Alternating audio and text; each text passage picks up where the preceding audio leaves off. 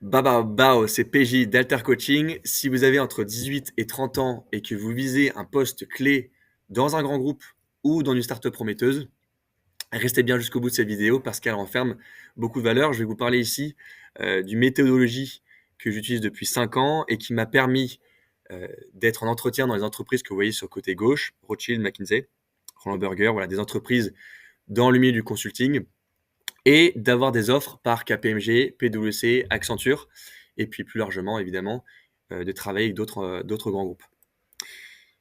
Cette méthodologie, c'est ce que j'appelle l'effet de cooptation, et je vous explique ça dans quelques secondes.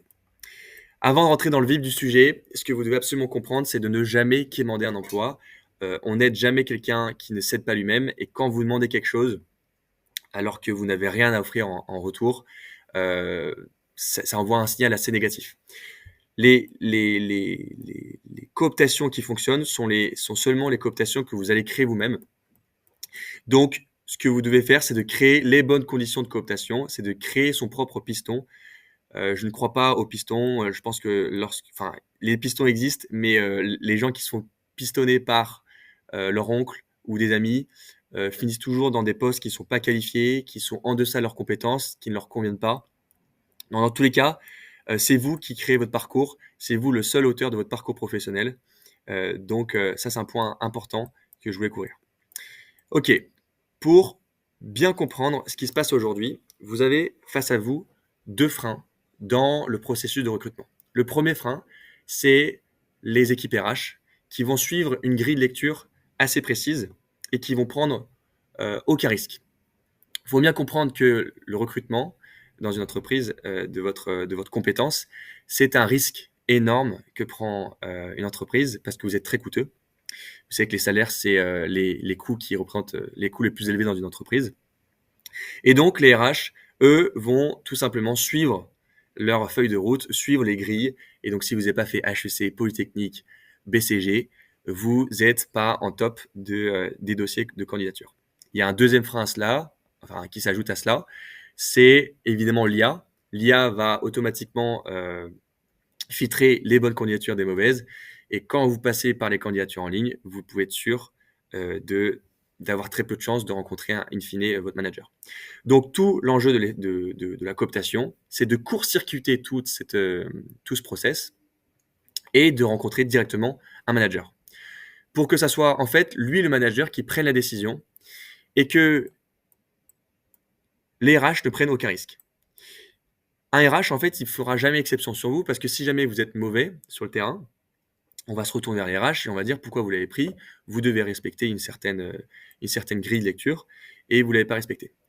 Alors que si c'est le manager qui prend le risque pour vous, qui va faire exception, qui va se dire vous êtes un bébé potentiel, on veut vous prendre parce que vous apportez beaucoup de valeur ajoutée à notre entreprise, eh bien les RH, elles, vont se plier à la demande du manager. Parce que le manager en activité, il sait très bien ce qu'il fait et il sait très bien de quoi il a besoin en matière de compétences en interne. Un point très important à toujours garder en tête, c'est que vous êtes choisi pour vos compétences, évidemment, mais seulement à 50%. Vous êtes choisi pour vos compétences à 50% et l'autre 50%, c'est votre état d'esprit. On passe aujourd'hui la majorité de notre temps avec nos collègues, de notre vie même avec nos collègues. Et donc, il est extrêmement important de faire valoriser, enfin de mettre en avant des choses, votre état d'esprit, qui n'est pas mesurable en fait sur votre CV. Les soft skills, votre humour, votre manière de discuter, elle ne peut pas se mesurer sur un CV. Donc en fait, quand vous passez par une candidature en ligne, vous êtes noté sur 10 au lieu d'être noté sur 20. Vous tirez volontairement une balle dans le pied. Ok, maintenant qu'on a fait le constat, qu'est-ce que vous va mettre en place? En fait, vous avez deux systèmes de prospection aujourd'hui. Le premier, c'est tout simplement sûrement celui que vous faites aujourd'hui. Vous envoyez un dossier à froid qui va très certainement être refusé lors du screening. Ce que nous, on va faire, c'est qu'on va passer par le manager. Donc, comment on s'y prend? On va tout simplement se connecter avec des managers, pas des senior managers parce qu'ils n'ont pas le temps, pas des juniors parce qu'ils vont pas avoir le rapport de force suffisant pour vous pousser en interne. Vous allez tout simplement vous connecter avec des managers de votre secteur. Vous allez vous assurer que votre profil est suffisamment attractif. Si vous n'avez pas de photos sur votre LinkedIn, si vous n'avez pas un minimum à proposer, eh bien le manager, lui, va pas se voir forcément en vous, il va pas s'identifier en vous, donc il va pas forcément vous aider. Donc aidez-vous vous-même en ayant un profil ultra propre, en reprenant les codes des autres profils qui existent dans votre industrie, et assurez-vous que vous avez un USP, c'est-à-dire un Unique Selling Proposition, c'est-à-dire que vos compétences soient un minimum alignées avec le poste que vous recherchez. Recherchez toujours des postes qui sont au-deçà de vos compétences. Ce qu'on dit souvent dans le business, c'est que, enfin, dans le monde des affaires, c'est que ne cherchez pas à créer une offre complète avant de la vendre. C'est vendez et ensuite débrouillez-vous pour délivrer la valeur que vous avez promis. Et bien là, on reprend la même chose. Vous allez vendre votre profil et ensuite vous allez vous débrouiller par votre motivation, par vos efforts, par votre fatigue, vos focus, pardon, sur les 6 mois de stage, sur les 1 an, 2 ans de CDD. Vous allez vous débrouiller pour délivrer la valeur qui a été promise lors de la vente, donc lors du recrutement. Donc, vous allez vous connecter avec ce manager. Ensuite, vous allez vous envoyer un message en disant que vous êtes très intéressé par son métier. Vous voulez avoir un échange avec lui pour savoir si c'est un appel, si c'est vraiment une vocation. Vous n'avez pas le droit de demander quoi que ce soit. Très souvent, on peut voir que des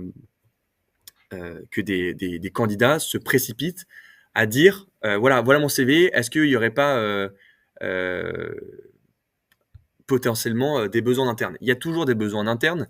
La question, c'est comment est-ce que vous y prenez?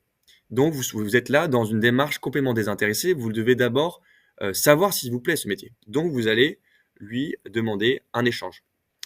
C'est le maximum que vous pouvez avoir, que vous pouvez demander à un manager.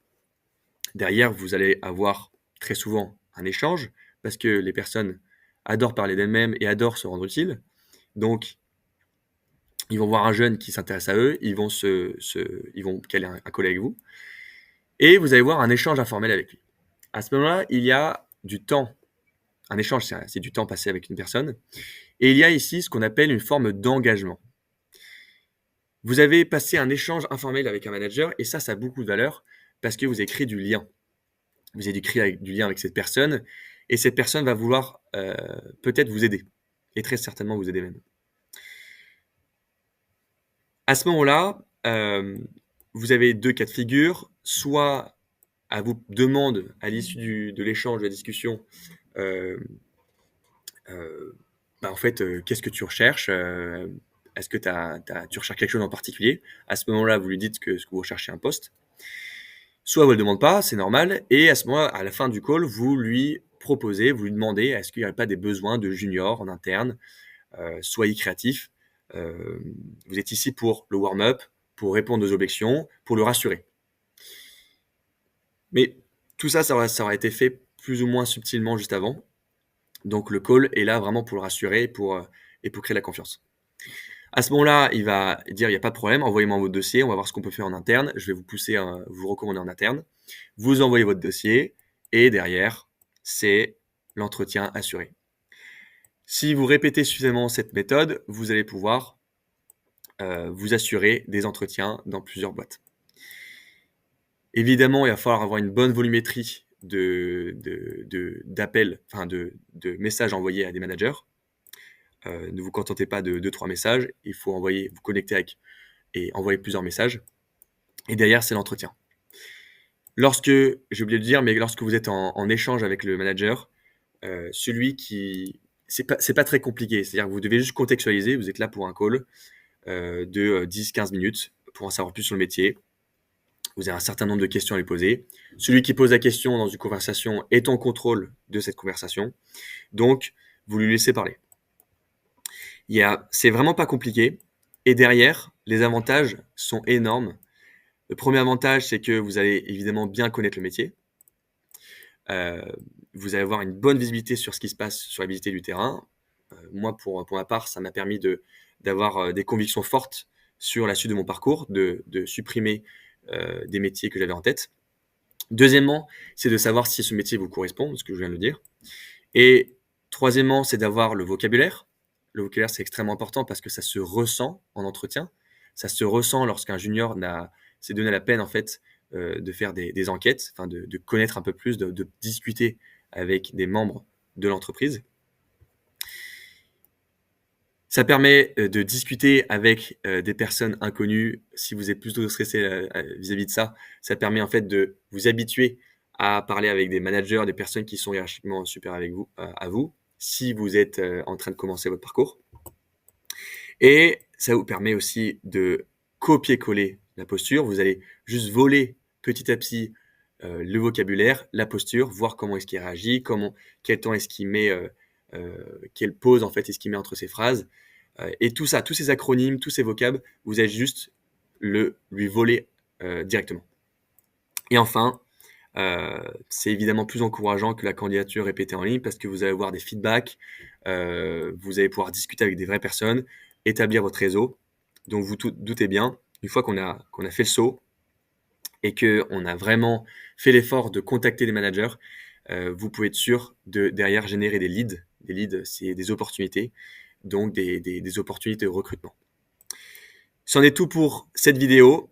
J'espère que vous allez pouvoir l'activer rapidement parce que c'est la seule aujourd'hui pour avoir vraiment testé plusieurs approches qui fonctionnent vraiment, qui va pouvoir vous permettre d'arriver en entretien. L'entretien, c'est une autre problématique qu'on traitera dans une autre vidéo. Donc voilà, si vous avez moins de questions, n'hésitez pas à les mettre en commentaire de cette vidéo. Je vous dis à plus. Merci de m'avoir écouté. C'était PJ Delta Coaching.